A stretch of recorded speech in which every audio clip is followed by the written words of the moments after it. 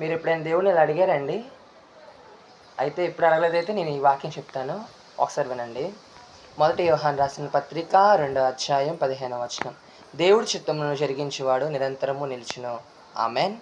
నిజంగా అండి, ఈరోజు అనేక మంది పొద్దున్న లేచిన కాడి నుండి అయ్యా నా పట్ల నీ చిత్తం ఏంటి అని అడగకుండా, అయ్యా అమ్మాయి విషయంలో నీ చిత్తం ఏంటయ్యా, ఈ అబ్బాయిని ప్రేమిస్తున్నా అయ్యా ఆ విషయంలో నీ చిత్తం ఏంటయ్యా, ఇల్లు కట్టుకుంటున్నానయ్యా ఆ విషయంలో నీ చిత్తం ఏంటయ్యా, నా ఉద్యోగంలో నీ చిత్తం ఏంటయ్యా, నీ అప్పుల నుండి బయటపడతానయ్యా ఎప్పుడు బయటపడతానయ్యా ఈ చిత్తం ఏంటయ్యా అని అడుగుతున్నారే కానీ, దేవా నా పట్ల నీ చిత్తం ఏంటి, నా పట్ల నీ ప్రణాళిక ఏంటి, అసలు నన్ను ఈ భూమి మీదకి ఎందుకు పంపించావయ్యా అని ఎప్పుడు అడగలేదండి మీరు?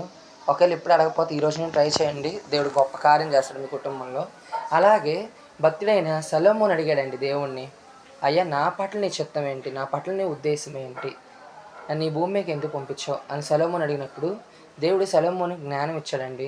మన యేసు ప్రభు వారు కూడా కల్వరి శిలువకి ప్రాణం పెడతాక ముందుకు వెళ్తుంటే, ప్రభా నీ చిత్తం అయితే ఈ గిన్నెను నా యొద్ద నుండి తొలగించు అన్నాడు.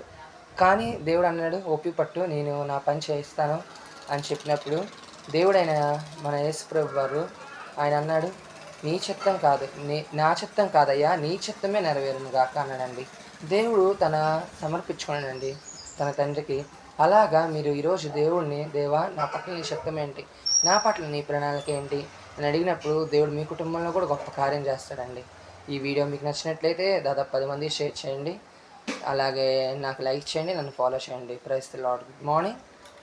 ఓకేనండి.